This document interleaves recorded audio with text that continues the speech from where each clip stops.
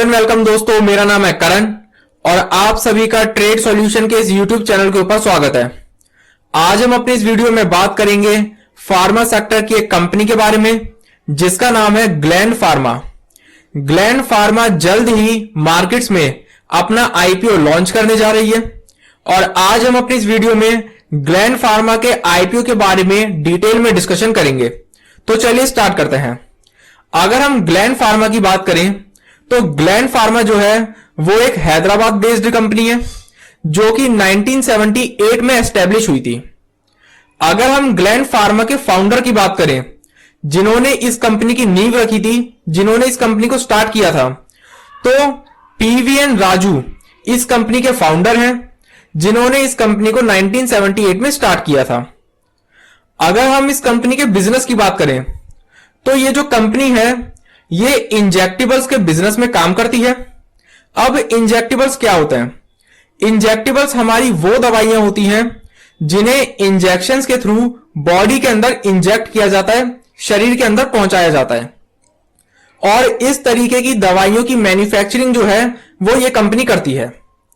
अगर हम इस कंपनी के प्रोमोटर्स की बात करें तो एक चाइनीज कंपनी इसकी प्रोमोटर है जिसका नाम फोसन फार्मा है। फोसन फार्मा ने कुछ साल पहले ग्लैंड फार्मा के अंदर 74% की हिस्सेदारी एक्वायर करके इस कंपनी के प्रोमोटर बन गए थे। तो चलिए अब हम कुछ और डिटेल्स को डिस्कस करते हैं। तो जैसा कि अब आप लोग देख रहे हैं, हमारे सामने कुछ और डिटेल्स ओपन होकर आ चुकी है जिसमें कि कंपनी की स्ट्रेंथ के बारे में बताया गया है। अगर हम कंपनी की स्ट्रेंथ को देखें तो कंपनी के पास इंजेक्टिबल्स के एक एक्सटेंसिव प्रोडक्ट पोर्टफोलियो है। साथ ही साथ अगर हम कंपनी के बिजनेस मॉडल की बात करें तो कंपनी का एक डाइवर्सिफाइड बिजनेस मॉडल है जो कि B2B मॉडल के अंदर भी काम करती है और B2C मॉडल के अंदर भी काम करती है। B2B मॉडल का मतलब है बिजनेस टू बिजनेस मॉडल और B2C मॉडल का मतलब है बिजनेस टू कंज्यूमर मॉडल। अगर हम कंपनी की मैन्युफैक्चरिंग कैपेबिलिटीज की बात करें तो कंपनी के पास एक स्ट्रांग मैन्युफैक्चरिंग कैपेबिलिटीज है। अगर हम कंपनी के फाइनेंशियल्स की बात करें तो कंपनी के जो फाइनेंशियल्स हैं वो भी बहुत अच्छे हैं, रोबस्ट हैं और साथ ही साथ कंपनी के पास एक एक्सपीरियंस्ड और एक क्वालिफाइड टीम भी है। अगर हम कंपनी के प्रोमोटर्स देखें जो कि हम ऑलरेडी डिस्कस कर चुके हैं कि Fosun Pharma industrial PT limited और Shanghai Fosun pharmaceutical company limited इस कंपनी के प्रोमोटर है। अगर हम कंपनी के फाइनेंशियल्स को देखें जिसमें कि अगर हम इसकी रिवेन्यू की बात करें तो फाइनेंशियल ईयर 17-18 के अंदर जो कंपनी की रिवेन्यू थी वो 16,716 मिलियन थी। अगर हम फाइनेंशियल ईयर 18-19 की बात करें तो इस ईयर के अंदर जो कंपनी की रिवेन्यू थी वो 21,297 मिलियन थी और अगर हम फाइनेंशियल ईयर 19-20 की बात करें तो इस ईयर के अंदर जो कंपनी की रिवेन्यू थी वो 27,724 मिलियन थी। अगर हम कंपनी की रिवेन्यू को ईयर ऑन ईयर बेसिस पर देखें तो इसकी रिवेन्यू के अंदर हमें बहुत अच्छी जंप देखने को मिलेगी हर साल में। वहीं दूसरी तरफ अगर हम कंपनी के प्रॉफिट की बात करें तो फाइनेंशियल ईयर 17-18 में जो कंपनी का प्रॉफिट था वो 3,210 मिलियन था। फाइनेंशियल ईयर 18-19 में जो कंपनी का प्रॉफिट था वो 4,518 मिलियन था और फाइनेंशियल ईयर 19-20 में जो कंपनी का प्रॉफिट था वो 7,728 मिलियन था।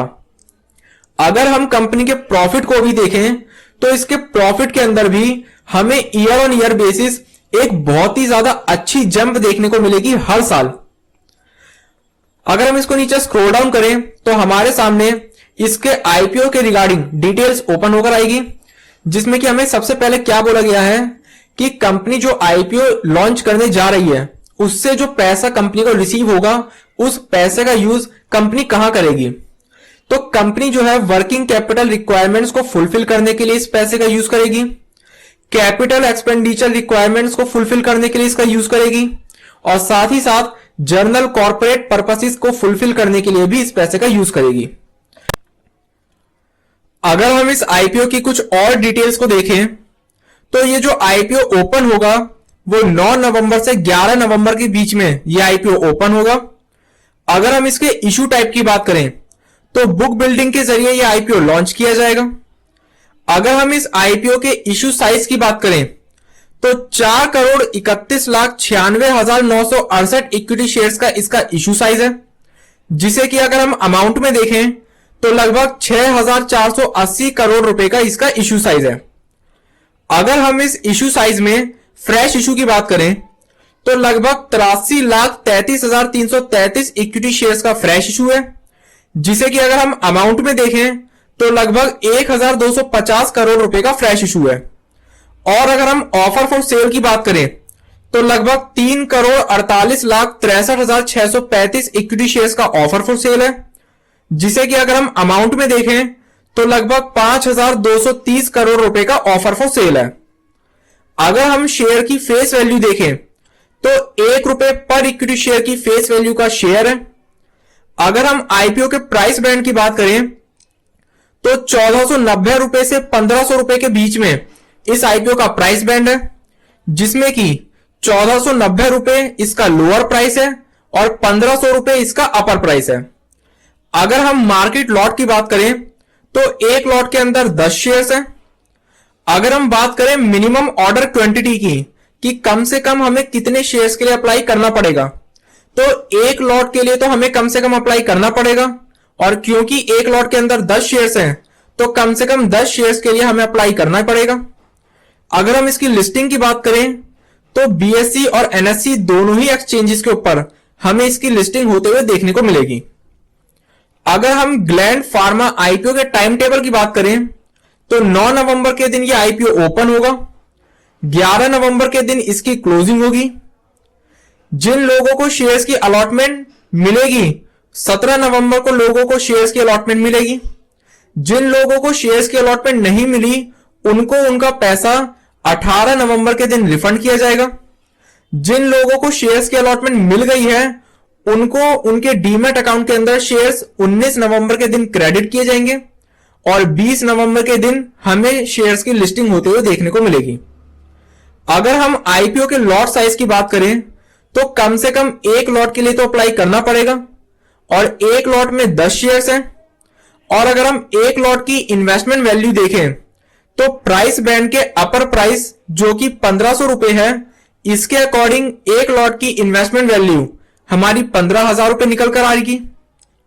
और मैक्सिमम 13 लॉट के लिए एक रिटेल इन्वेस्टर अप्लाई कर सकता है, और क्योंकि एक लॉट के अंदर 10 शेयर्स हैं तो 13 लॉट के अंदर हमें 130 शेयर्स देखने को मिलेंगे और 13 लॉट की जो इन्वेस्टमेंट वैल्यू हमारी निकल कर आएगी 1,500 रुपए के अकॉर्डिंग वो 1,95,000 रुपए निकल कर आएगी।